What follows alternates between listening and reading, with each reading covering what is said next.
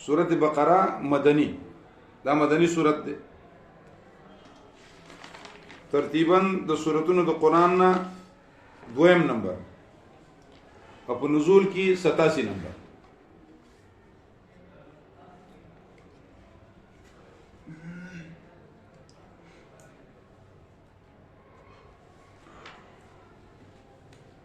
بعد المطففين وقبل الأنفال.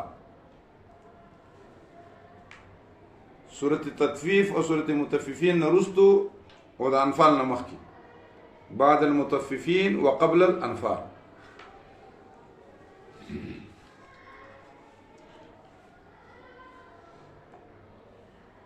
او پدې کې آیاتونه دي 286. رکوګانې پکې 40 دي. کلمات پکې 6141 دي. کلمات پکې 6141 او حروف پکې 25500 دي. حروف پکې څو دي؟ 25500. وجد تسمیه سورة بقرة ورته ولي وي هغه سورت چې پای کې ذکر د بقره دی. نو دا تسمیه د جز دا د کل په اسم د جز سره. تسمیه د کل په اسم د جز سره او اضافت چې ده اضافت برای ادنا ملابست ده. اضافت برای ادنا ملابست. حجاج ابن یوسف و بدی خپکی ده سورة البقره چې د غوا چرته سورت وي. وحجاج عربو خو لسی نحوی علم خنو هغه به چې سورة التي تذكر فيها البقره يذكر فيها البقره دا سورت دی چې بدی کې د بقره ذکر. نو دغه ته اضافت وي. دغه ته اضافت وي.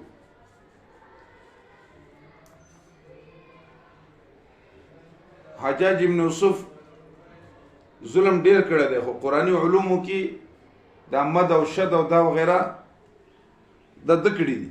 نو په دې کې د شوق او مشایق شرافت او فضیلت د سورۃ بقره حضرت ابي امامه رضی الله تعالی عنہ هغه فرمایي چې قال النبي صلی الله علیه وسلم نبی علیہ السلام فرمایلی دي یقول نبی علیہ السلام به فرمایل اقرأوا القرآن تاسو قرآن لولئ فإنه يأتي يوم القيامة شفيعا لأصحابه. تاسو قرآن لولئ دا پرز د قیامت راځي د خپل ویونکو لپاره به شفاعت کوي. ابي چې اقرأوا الزهراوين تاسو زهراوين لولئ. الزهراوين څه شي ده؟ البقره وسورة آل عمران. وسورة آل عمران ولي فإنهما تأتيان يوم القيامة كأنهما غمامتان. دا با پروز د قیامت د وریځې په شکل کې راځي.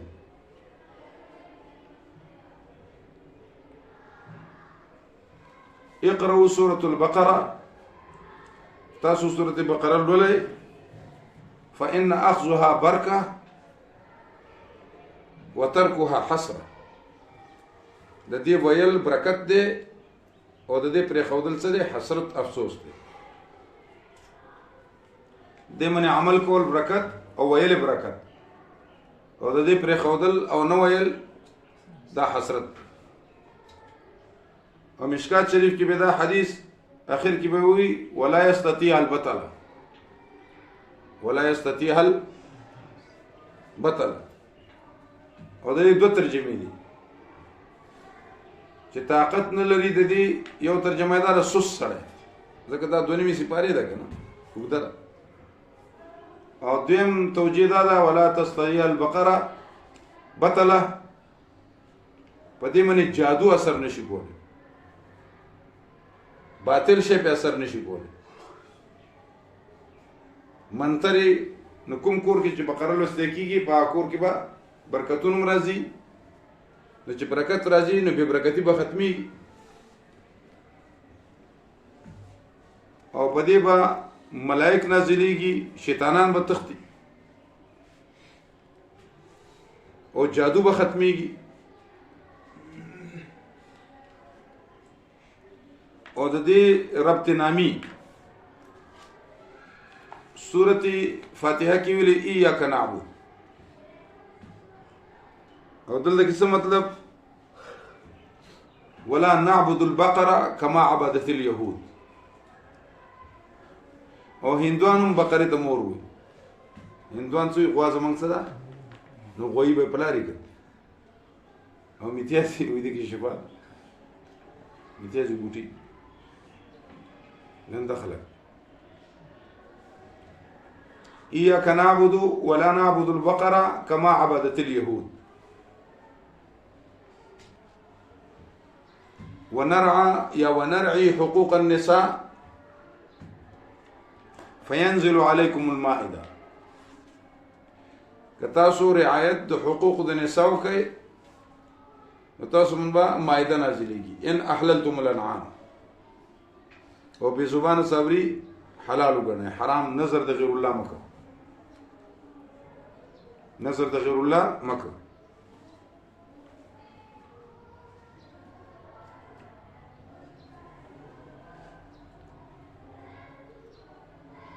جواهر القرآن کې شیخ القرآن مولانا غلام الله خان رحمت الله علیه دا ربط نامی ټول ذکر کړی دی او ځان له جواهر القرآن واخلي جواهر القرآن ځان له څه کوي واخلي د پنده شیخ القرآن صاحب رحم الله تفسیر دی اگر چې داسې کسان راوتی دي سړی افسوس وکړي پرون زه ابل ورځ په پارلیمنټ کې لغه سرناسو مولانا فیض محمد صاحب شیخ الحدیث د بلوچستان ولا سینټ ممبر دی ضعیف سره دی بهترین محدث دی بهترین عالم نو اخو هغه ضعیف دی ډیر زیات نو ما ته وی چې تر حضرت شیخ شاګرد دی پندې ما ته مې چې حضرت له خدای د نو څو په ځای نه زه دا د شاګردانو شاګرد یو سره وړاقو امام حضرت شیخ سره مدرس هم پاتې شه ما ته دې قرآن ته ما ویل نو دلته یو کس دی هغه وایي چې شیخ القرآن د عذاب قبر منکر و شیخ القرآن هم لا څه کوي حسین علي رحمت الله علیه چې حضرت حسین علي رحمت الله علیه د شاه منصور بابا مستاد د پنده شیخ القرآن مستاد د مولانا سرفراز خان صفدر صاحب رحمه الله مستاد د مولانا عبدالله درخواستی مستاد د قاضي شمس الدین صاحب مستاد د پنځپیر مولانا صاحب مستاد په خاص زمون په دې سواد کې په دې شانګلا سواد بونیر کوهستان د دیرونو کې دا شی ډیر نو اوسم په کوهستان بټګرام زمون په ضلع کې نشته اوس پکې دا چې مخچې راووت لګنه دا چونی مړي زمون په شان بس دې ته خوشاليږي جماعت کې پروګرام وکړي څونکې مې راوستلې پلان کې وړي جمعیت علماء اسلام او تبلیغي جماعت دا خو د اجتماعیت نوم دی او دې کې چې داسې خلک داسې حالات پیدا کی دا باقاعده یو منصوبه باندې تحت دا شی روان چې جمعیت علماء اسلام متنازعه کی تبلیغي جماعت متنازعه کی و ان شاء الله د دې حفاظت الله کوي څوک چې په کوم نیت راځي انما الاعمال بالنیات هر څوک ته دا نیت ملایي نو موږ د کم از کم د خپل کابرینو په لار روان یو دلته کې برتانی بابا جی رحمت دلته کې محتمم صاحب رحمت الله دلته کې زرداد بابا جی رحمت الله دلته کې هلي بابا رحمت الله دلته کې چونګې مولانا صاحب رحمت دلته کې شاپور شه دلته کې نمل مولانا صاحب دلته کې د کوړک قای صاحب دلته کې ګوګدرې مولانا صاحب دلته کې د شین مولانا صاحب الغفور صاحب ډېر لوی خلک وو، دا سوات یو دا دارالعلوم دیوبند دویم دارالعلوم دیوبند دا و. مولانا عبدالحق صاحب رحمت الله علیه والي صاحب پسې راغلی که باچا صاحب پسې چې ماله دا درې علماو کې ماله راکړه. یو بازارګي مولانا صاحب هغه فلکیاتو کې ماهر، د هغه زوی مولانا مفتی ابراهیم صاحب رحمه الله دا فتاوی دودیه هغه لیکلې 57 سال عمر کې وفات شو. بازارګي مولانا صاحب زوی بازارګي مولانا صاحب د بونی ډېر لوی سړی. دا درې علما ماله راکړه، مارتوم بابا، شین مولانا صاحب، مولانا عبدالغفور صاحب، بازارګي مولوي صاحب. والي صاحب ورته انکار، بیا هغه ډېر کلک شو. والي صاحب یې چانده درکړم، وینه چانده مه راکړه. بیا د مولانا عبدالغفور صاحب پسې لاړ، هغه وایي که دی د سره په خپلې مرضۍ ځي زه یې نه پرېږدم. نو بیا یې شین مولانا صاحب دارالعلوم حقانیه کې بیا شیخ الحدیث و. مولانا شیخ ادریس صاحب الله دې ورته زندګي ورکړي، هغه پنډه شیخ القرآن زما استاد. قاضي فضل الله صاحب به زما استاد اوس هم ژوندی دی الحمدلله. مولانا غلام محمد صادق صاحب زما استاد دی، شرګړ محترم صاحب زما استاد دی، قاسم مولانا صاحب استاد دی، مولانا شیر علي شاه صاحب رحمه الله دا هغه استاد.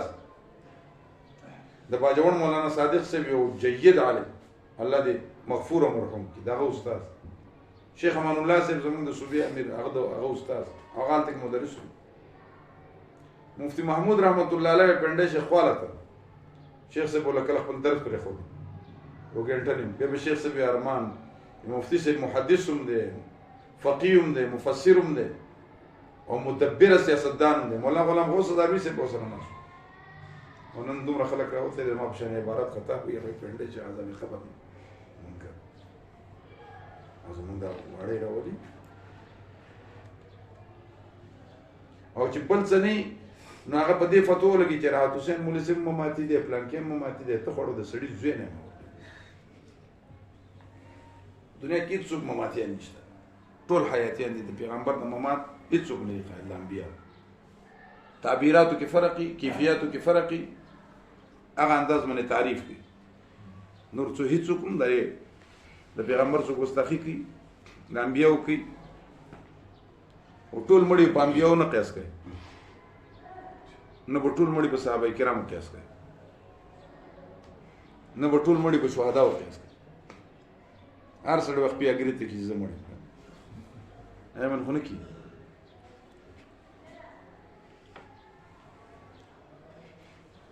او دلته کې معنوي ربط څه دی؟ دې سورۃ بقره معنوي ربط د مخکې سورۃ سره دې کې تفصیل د فرق ثلاثه دی، تفصیل د فرق ثلاثه. مخکې درې فرقې ذکر شوې، منعم علیهم، مغضوب علیهم او ضالین. دا غي تفصیل بدل د کې راشي. نو دې ته ویل کېږي تفصیل المقام. دا صورت سره تفصیل المقام. بل پدې کې جوابونه د اعتراضونو دي چې واردېږي په مسله توحید باندې. دې صورت کې جوابونه د اعتراضونو دي چې واردېږي په مسله توحید باندې، په دین باندې. نو دا صورت تتمه شوله. دا صورت څه شو؟ تتمه شو. درم په دې صورت کې ایراد د توحید بعنوان دیگر، ایراد د توحید بعنوان دیگر.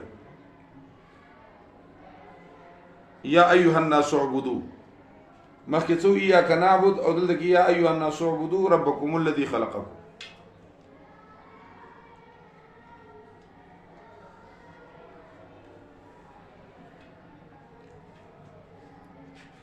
نو پنځه دلایل عقلیه،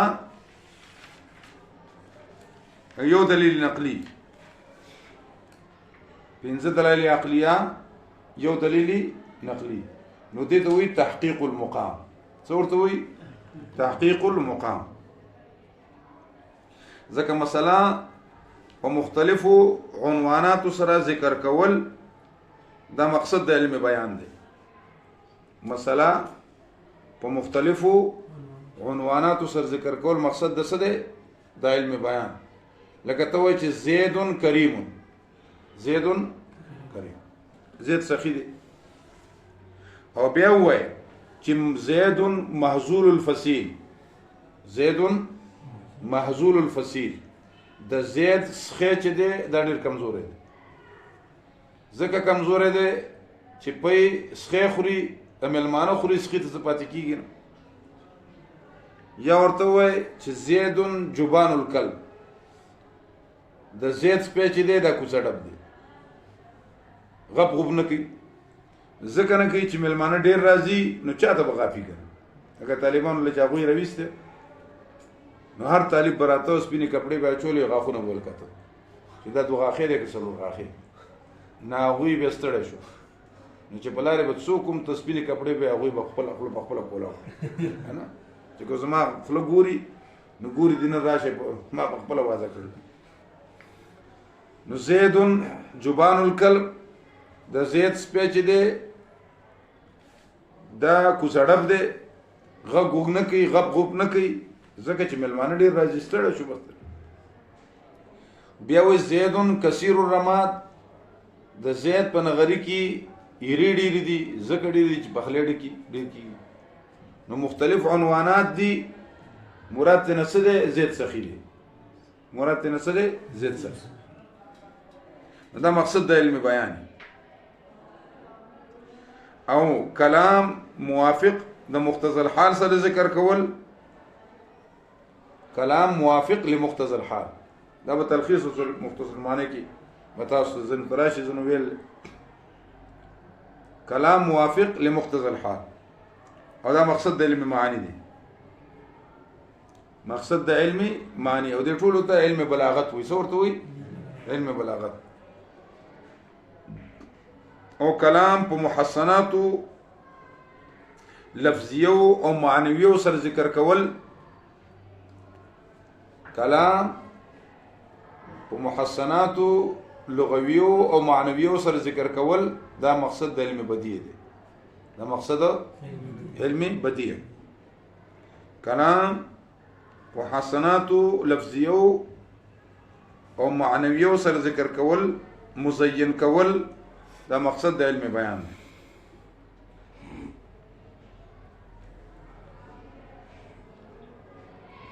او دا درې واړه علوم او دا درې واړه کلام دا په کلام الله کې په اکمله او په اتمه درجه سره موجود دي. او دې لپاره چې تاسو به کله تفسیرونو کې او تفسیر اخلئ نو هغه نوم دی صفوة التفاسیر د علامه صابونی رحمه الله. یو درې څلور جلد کې هغه کې ټول دا علم بلاغت ذکر. صفوة التفاسیر د علامه صابونی رحمه الله.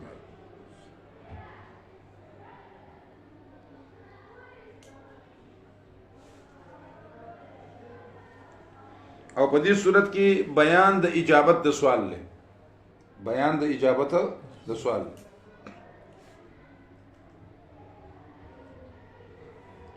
نو دې ته تکمیله وي. دا صورت څه ده؟ تکمیله. دې کې بیان د اجابت د سوال.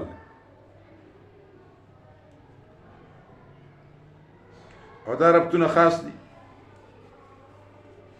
او په عام ربط دار فاتحه کې مسله توحید دا غي د منونکو لپاره بشارت او د نه منونکو لپاره تخویف. او مسله په سورۃ فاتحه کې مسله توحید وا، او دې صورت کې دا غي د منونکو لپاره بشارات او د نه منونکو لپاره څه شي؟ تخویفات.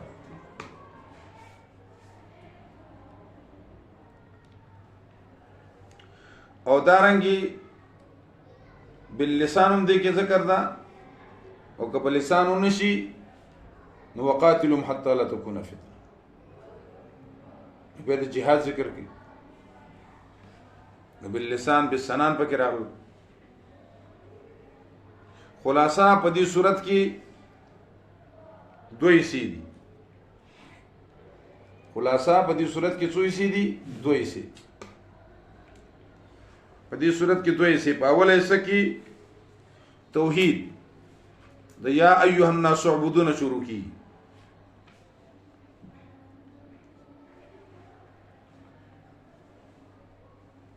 یا ایو الناس عبودونه شروع کی او دارنګه مسله رسالت و اذ ابتلى ابراهیم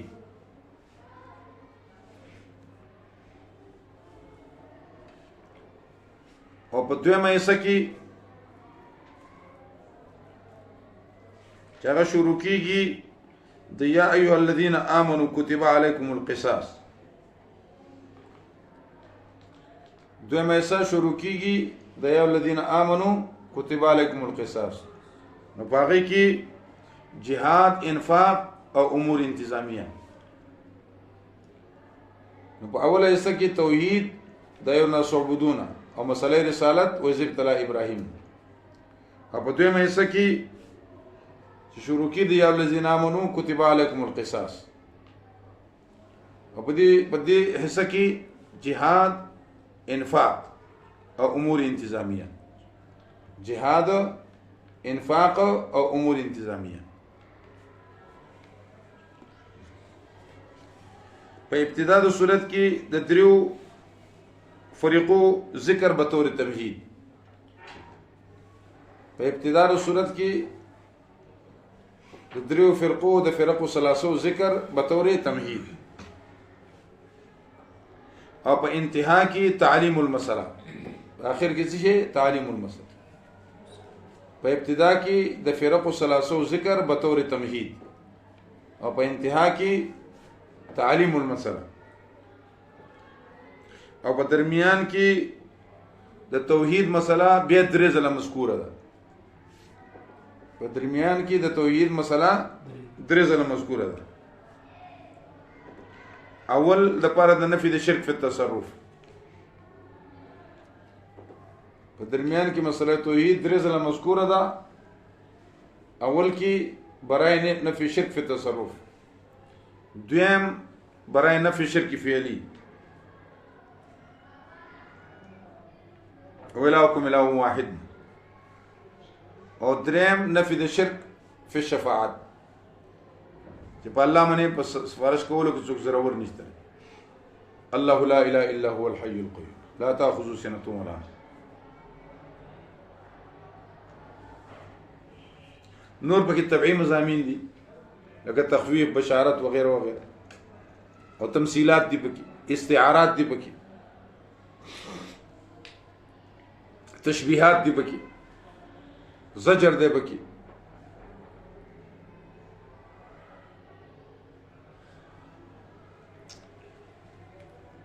الف لام میم. الله پاک عالم دی په معنا د دې حروف باندې.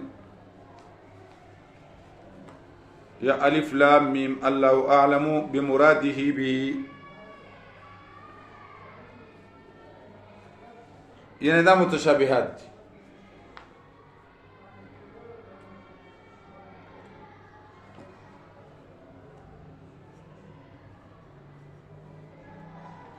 یا الف لام،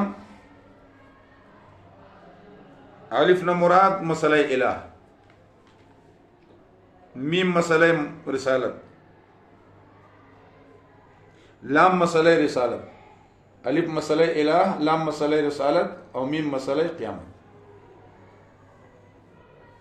او دا په دې صورت کې اهم مضامین دي: مسئله الہ، مسئله رسالت، مسئله قیامت. یا الف لام میم، الف من آلاء الله، لام من لطف الله، او میم من مجد الله. الف من آلاء الله، لام من لطف الله، او میم من مجد الله.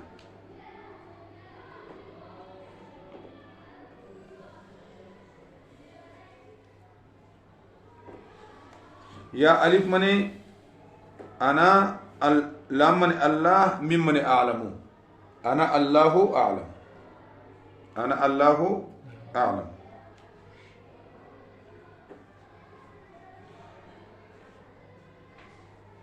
یا الف من الله، لام من جبریل، میم من محمد صلی الله علیه وسلم. الف الله جل جلاله، لام جبریل علیہ السلام، او میم محمد صلی الله علیه وسلم. چې دا قرآن د الله طرف نه دی راوړی، جبریل دی په چا باندې؟ په محمد رسول الله صلی الله علیه وسلم.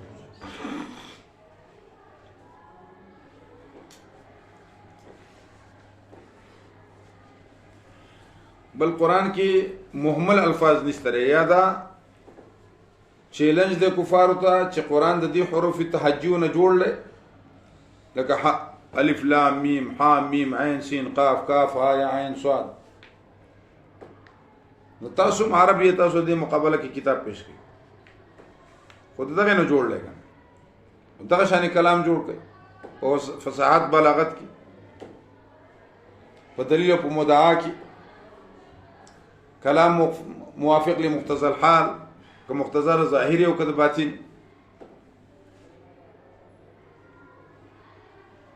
نو لا یاتون بمثله ولو كانوا بعضهم لبعض ظهیر.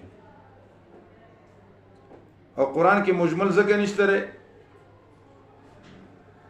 چې دا خو کوډ ورډز دي کنه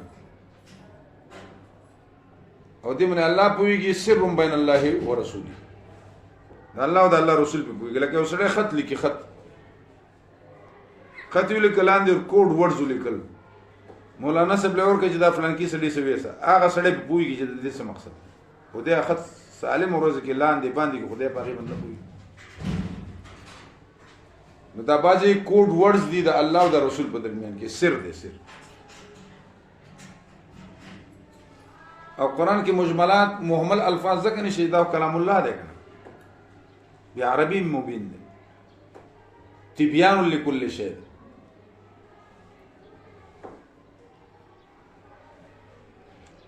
لکه څنګه چې تفسیر بیزاوی کې او دغه لیکي کنه چې دا خامخ د دې سمانه خوشته کنه ولا يعلم تاويله الا الله والراسخون في العلم. څوک باغې وقف وي او څوک باغې من وقف نه څوک باغې من وقف نه نو والراسخون في العلم كل من عند الله آمنا بما جاء من الله.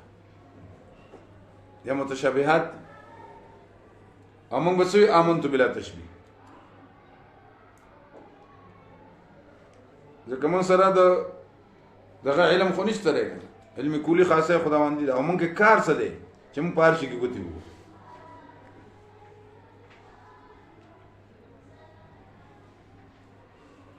لکه تاسو یو ذمہداري حواله شي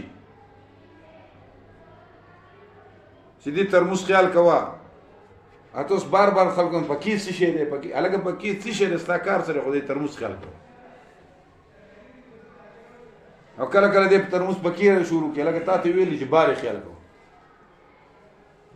نو تفسیر بیزاوی او شعر راوړل به تور استشهاد چې الف لام به خامخ سمانه خوې کنه خو رب ته معلومه هغه دا بیمانی الفاظ په قران کې نشته لري. هغه چې محبوب نخبل معشوقه تخطید لګنه هغه ورته आवाज وکړ فقلت لها قفي فقالت لي قافي فقلت لها قفي فقالت لي قافي ما ورته ودرېګا قفي معنا قف فقلت لها قفي يعني قف ودرېګا فقالت لي قافي نو ما ته وی چې وقفتها هو زه ولاړم دي ځکه لا تحسبي اننا نسينا الاجافي دا ګمان مکو چې موږ د اسونو بس غلولو نه پوي ګوتا رسول نه شو. نو مطلب دا چې قفي او قافي نو معنی خوشته کنه دا شنه به دې معنی خو بازي معنی الله تعالی الف لام میم الله پاک علم دې معنی د دې حروف من ذالک الكتاب او نبی علیہ السلام ته اسلام وایي چې الف لام میم یو حرف دی بلکې الف ځان له حرف دی لام ځان له حرف دی میم ځان له حرف او دیش نه کوي او دا الله سره خیر کثیر دی. نو الف چې ځان له جدا کړي نو ا لام فا به تدریج جوړی کنه جوړی بلام لا الف میم بمیم میم یا میم میم شو اسمره حروف یند الله سره د نه کول لکه چې ګټي کنه زو حد نشته. الف لام میم الله پاک علم دې معنا د حروف ذالک الكتاب دا کتاب چې دی لا ریب فی شک نشته لري پدې کې. نو تفسیر بالرایز چې ته ویل کی